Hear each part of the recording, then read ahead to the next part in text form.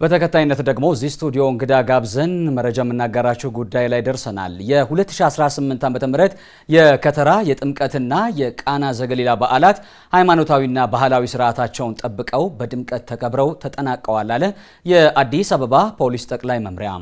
መምሪያው እንዳለውም የአዲስ አበባ ፖሊስ ከሌሎች የጸጥታ አካላት ጋር በመቀናጀት በዓሉ በተከበረባቸው የተለያዩ የአካባቢዎች ላይ የከተራ ዕለት ጀምሮ በቴክኖሎጂ የታገዙ ተግባራትን በማከናወን ያለምንም የጸጥታ ችግር እንዲከበሩ ማስቻሉንም አስታውቋል። ተመልካቾቻችን በዚህ ጉዳይ ላይ ተጨማሪ መረጃ ልንጠይቅ ደግሞ እዚህ ስቱዲዮአችን እንግዳ ጋብዘናል። እንግዳችን የአዲስ አበባ ፖሊስ ጠቅላይ መምሪያ የህዝብ ግንኙነት ዳይሬክተር ኮማንደር ማርቆስ ታደሰ ናቸው። እዚህ ስቱዲዮ ነው የሚገኙት። ከሳቸው ጋር ቆይታ አደርጋለሁ። እንኳን ደህና መጡ። ይመስገን። እንግዲህ ቀደም ብዬ ሳነሳው እንደነበረው ከተማችን አዲስ አበባን ጨምሮ በተለያዩ አካባቢዎች እንግዲህ እነዚህ 3 ተከታታይ ቀናት ለየት ባለ መልኩ የከተራ እንደዚሁም ደግሞ የጥምቀትና የቃና ዘገሊላ በዓል ተከብሯል። መዲናችን አዲስ አበባ ደግሞ ይህንን ሁነት በደማቅ መልኩ ነው እንግዲህ ስታስተናግድ የቆየችውና እንዴት አለፉ የሚለውን ነገር ከማንሳት እንጀምር። እንደ ፖሊስ በጣም አመሰግናለሁ። ያው በሰላም መጠናቀቁን ቀደም ሲል ባነበብከው ዜና ላይ ተቋማችን ግልጽ አድርጓል። ያው በሰላም ለመጠናቀቁ ደግሞ እናንተም ጭምር መረጃዎች ወደ ህዝብ እንዲደርሱ ትልቅ አስተዋጽኦ አበርክታችኋል እውነት ለመናገር። ምክንያቱም ፖሊስ የሚሰራው ስራ ብቻ የተለያዩ ባለድርሻ አካላትና በተለይም ደግሞ ህብረተሰቡ ካልተሳተፈበት የሚፈለገው ውጤት አይመጣም። የ2018 ዓመተ ምህረት እንዳልከው የከተራም የጥምቀትም የቃና ዘገሊላ በዓልም በሰላም እንዲጠናቀቅ እንደ አዲስ አበባ ፖሊስ ብቻም ሳይሆን መላው የጸጥታ አካል በጸጥታና ደህንነት የጋራ ግብረ ኃይል ስር ያለን በአጠቃላይ ትልቅ ዝግጅት ነው ያደረግነው። ዝግጅቱ አስቀድመው ከሚመለከታቸው ባለድርሻ አካላት ጋር ውይይት በማድረግ ውጤታማ ውይይቶችን በማድረግ ነው የተጀመረው። ከቤተክርስቲያን አባቶች ጋር፣ ከሰንበት ትምህርት ቤት ተማሪዎች ጋር፣ ከተለያዩ በጎ ፈቃደኛ ወጣቶች ጋር፣ ከተለያዩ አደረጃጀቶች ጋርም ጭምር ትልቅ ውጤታማ ውይይት ተደርጓል። እንግዲህ የዚህ ሁሉ የመጨረሻ ውጤቱ በዓሉ በሰላም እንዲጠናቀቅ ለማስቻል ነው። በተደረገውም ዝግጅት ሁላችንም ጥሩ ዝግጅት አድርገን ስታንድ ባይ ሁሉም ሰራዊት ስታንድ ባይ ሆኖ ስራችን በተገቢው አግባብ አጠናቀናል ማለት እንችላለን። ውጤቱም እንግዲህ በዓላቱ 3ቱም በዓላት ካላንዳች የጸጥታ ችግር በሰላም እንዲጠናቀቁ ምክንያት ሆነዋል ማለት ነው። ምናልባት እዚሁ ላይ መነሳት ያለበት እንግዲህ አሁን ዘመኑ የቴክኖሎጂም ነው። ፖሊስ ደግሞ አዳዲስ ቴክኖሎጂዎችን እየታጠቀ ስለመሆኑ በተለያዩ ጊዜያቶች ለህዝብ መረጃዎችን ይፋ እያደረገ እኛም ስንሰራ ቆይተናልና ከቴክኖሎጂ አንጻር የነበረው ዝግጁነትና በእናንተ ስራ ላይስ የነበረው እገዛ ምን ነበር የሚለውን ብናነሳ። ያው ከቀደመው ጊዜ ጀምሮ እንግዲህ ህብረተሰቡን ነበር ዋነኛ ተሳታፊ የምናደርገው። አሁንም ህብረተሰቡን ዋነኛ ተሳታፊ አድርገንም በተጨማሪነት እንዳልከው ተቋማችን ስራዎቹን በአጠቃላይ በቴክኖሎጂ እንዲታገዙ አድርጓል። በተለይ እንደዚህ አደባባይ በዓላት በሚኖሩ ሰዓት ላይ በሁሉም ቦታዎች ላይ ቴክኖሎጂዎችን እንጠቀማለን። በተሽከርካሪ ላይ ያሉ ካሜራዎች አሉ፣ ሲሲቲቪ ካሜራዎች አሉ። ተቋሙንም ማህበረሰቡንም የሚጠብቁ በተለይ ለወንጀል መከላከል ስራ በጣም ትልቅ አስተዋጽኦ ያበረከቱልን ቴክኖሎጂዎችን ታጥቀናል። እነሱን ቴክኖሎጂዎች እንግዲህ ከፍተኛ አመራሩን ጭምር እዛ ኮማንድ ላይ ሆኖ ኮማንድ እየሰጠ የስምሪቱን ሁኔታ እያየ መስተካከል የሚገባው እንዲስተካከል እያደረገ ቀጥታ ስራውን ከሚሰራው ሰራዊት ጋር አብሮ በመገናኘት የተመራውም ደግሞ አካል በአግባቡ ተመርቶ ስራውን ያከናወነበት ነው። ቴክኖሎጂ ለዚህ ስራችን ከፍተኛ የሆነ አስተዋጽኦ አበርክቶልናል።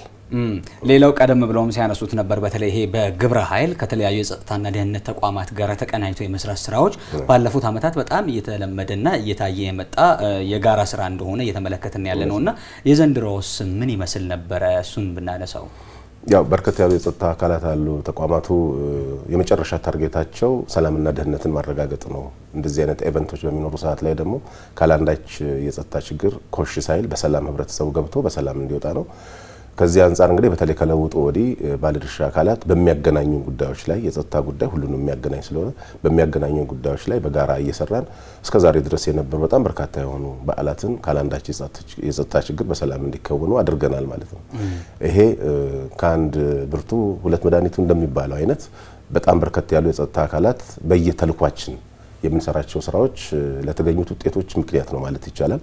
በዛ ጎን ለጎን ደግሞ ሰራዊቱም ወጥና ተመሳሳይ የሆነ ኦሪንቴሽን እንዲያገኝ ትልቅ አስተዋጽኦ አበርክቷል። ምክንያቱም የተለያዩ ተቋማት የስራ ኃላፊዎች በጋራ መጥተው ተመሳሳይና አንድ አይነት የሆነ ኦሪንቴሽን ነው የሚሰጠው። ስለዚህ የተለያየ ነገር አይኖርም። የተለያየ ነገር ደግሞ አለመኖሩ ጉዳይ ውጤታማ የሆነ ስራ እንድንሰራ አድርጎናልና ከለውጡ ወዲህ የተጀመሩ እጅግ በጣም ውጤታማ ካደረጉን ስራዎች አንዱ ተቋማቱ በተለይ በጸጥታ ዙሪያ ላይ ያሉ አጠቃላይ ተቋማት በጋራ የመስራታቸው ጉዳይ በተለይ እንደዚህ ሀገራዊ ጉዳዮች በሚያጋጥሙ ሰዓት ላይ በጋራ የመስራታችን ጉዳይ ውጤታማ አድርጎናል። ከትራፊኩም አንፃር የተሰራው ስራ ቀላል ግምት የሚሰጠው አይደለም።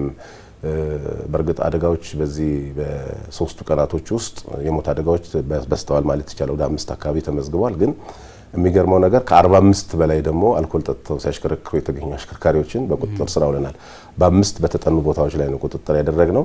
እንግዲህ እነዚህ 45ቱ ቁጥጥር ባይደረግባቸው ወይም ትራፊክ ፖሊስ ባይዛቸው ተጨማሪ የሞት አደጋ በከተማችን ላይ ይከሰት ነበር ማለት ነው። የሚደረገው ነገር ምንድነው? አሽከርካሪዎቹ እንዲወርዱ ነው የሚደረገው። ተሽከርካሪው ሊያሽከረክረው የሚችለው አካል ከሌለ ይታሰራል። ከዛ ጎን ለጎን እንደየደረጃው የሚወሰደው እርምጃ ጠንካራ ነው የሚሆነው።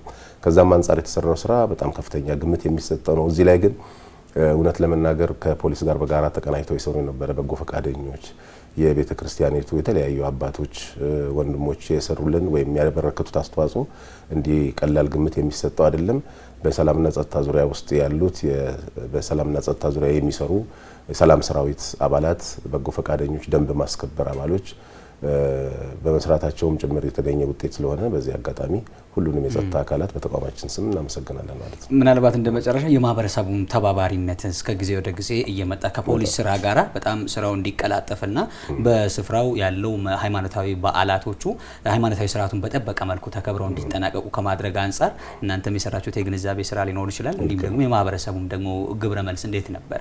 በጣም ትልቅ ነው። በተለይ አሁን ከቅርብ ጊዜ ወዲህ አሁንማ በጣም እየተለመደ መጣ። በቃ በከተማችን ላይ የሚኖሩ አንዳችም ሁኔታዎች ካሉ ኩነቶች ካሉ የከተማችን ነዋሪዎች ያበረከቱት ያለው አስተዋጽኦ በእውነት እጅግ በጣም የሚያስደስት ነው።